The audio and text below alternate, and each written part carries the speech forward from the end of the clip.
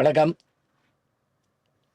ஒரு காலத்தில் இந்தியா முழுமையிலையும் நல்ல கல்வி பயின்ற கல்விமான்கள், ஞானிகள், சித்தர்கள் எல்லாரும் இங்கே இந்தியா முழுவதும் பிறந்திருக்காங்க, வாழ்ந்திருக்காங்க. நடந்து எல்லா இடங்கள்லையும் சென்று தங்களுடைய கருத்துக்களை பரப்பியிருக்கிறாங்க. அதனால் இது ஞானிகள் பிறந்த தேசத்திலிருந்து வருகிறேன்னு விவேகானந்தர் தன்னுடைய பேச்சை தொடங்கினார் அமெரிக்காவில்.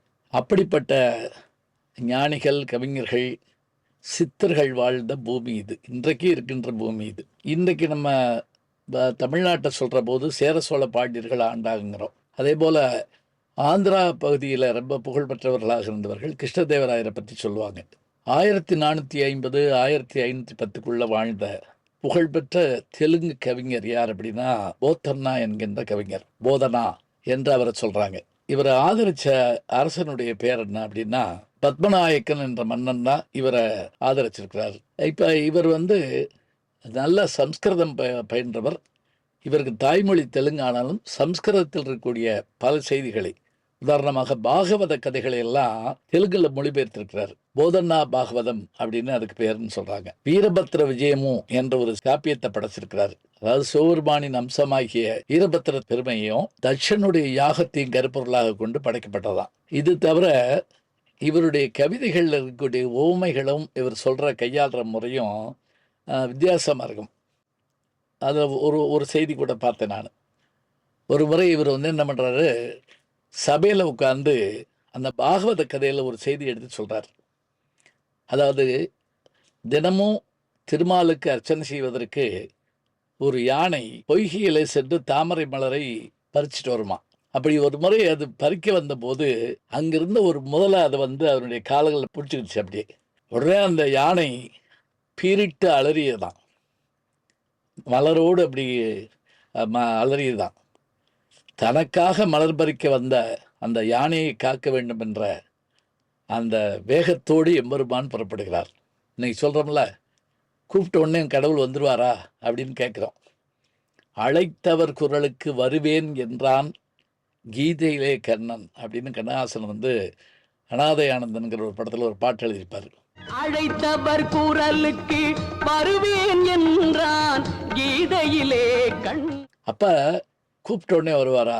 எமர்ஜென்சி கால் அப்படிங்கிறோம். அது மட்டும் இல்லைங்க, எமர்ஜென்சி வாகனமும் இருந்திருக்கு அவர்கிட்ட. அது என்ன அப்படின்னா அதுதான் கருடாழ்வார். சட்டுன்னு ஏறினாரு. அப்படி கிளம்புற போது என்ன பண்ணாரா, இப்போ திருப்பற்கள் இருந்தப்ப தன்னோடு அருகில் இருந்த அந்த லக்கிம் தேவியினுடைய ஆடை ஒன்றை எடுத்து அப்படி தோல்ல போட்டுக்கிட்டு அப்படியே வந்துட்டாராம். அதாவது காப்பாற்ற வரணும்னு வேகத்தில் அப்படி அந்த முதலையினுடைய அதை கொன்று யானையை காத்தார் அப்படின்னு நம்ம பார்க்குறோம். இப்போ இவர் இப்படி பாடினோடனே பலர் முகஞ்சொலிச்சிருக்காங்க.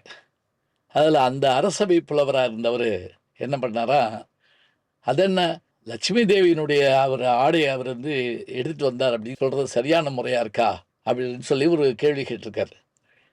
உடனே இவர் பதில் சொல்லலை. எல்லாரும் இதை ஆட்சேபனை தெரிவிச்சிருக்காங்க.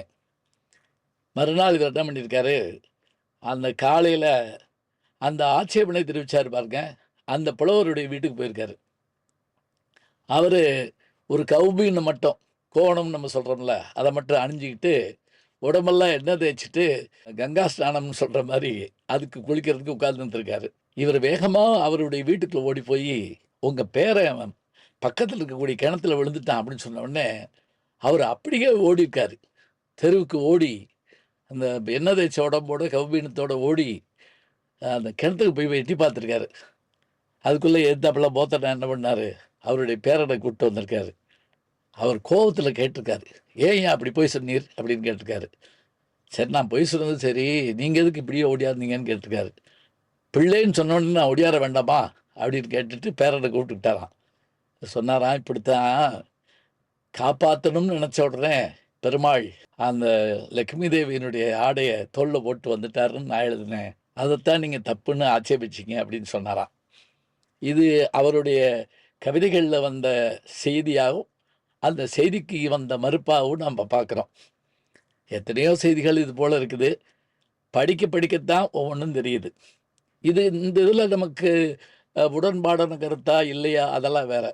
புலவனுடைய கற்பனை. என்ன அப்படி வேகமாக வந்துட்டேன், அவசரத்தில் செருப்பு போடாமல் மாற்றி போட்டு வந்துட்டேன் அப்படின்னு சொல்கிறப்பில்ல. என்ன ஒரு காலில் 5 செருப்பு ஒரு காலில் 5 செருப்பு போட்டிருக்கீங்க, அவசரத்தில் ஓடியாந்தேன் அப்படியே மாற்றி போட்டு வந்துட்டேன் அப்படின்னு நம்ம சொல்லுவோம்ல. அதுபோல் யாரையாவது காக்க வேண்டும் என்று சொன்னால், ஏதேனும் அவசரம் என்றால் நம்முடைய ஆடை, நம்முடைய அணிகலன்கள் போன்றவற்றில் சில மாற்றங்கள் தெரியத்தான் செய்யும். இதுதான் நம்முடைய இயல்பு என்பதை போத்தன்னா சுட்டிக்காட்டுகிறார். நல்ல செய்திகளை நாளும் சிந்திப்போம். நாளை சந்திப்போம். வணக்கம். ஜி ஞானசம்பந்தன் யூடியூப் சேனல் பாருங்கள். உங்களை தேடியே உங்கள் வீட்டுக்கு வருது. கேட்காம ஒரு விஷயம் உங்களை தேடி வருது பாருங்கள், அதை பிடிச்சி வச்சுக்கோங்க. நம்முடைய ஜி ஞானசம்பந்தன் யூடியூப் சேனலை தொடர்ந்து எக்ஸலம், இன்ஸ்டாகிராம், ஃபேஸ்புக், வாட்ஸ்அப் என்று அனைத்து தளங்களிலும் நாம் இயங்கிக் கொண்டிருக்கின்றோம். நீங்களும் எங்களோடு வாருங்கள்.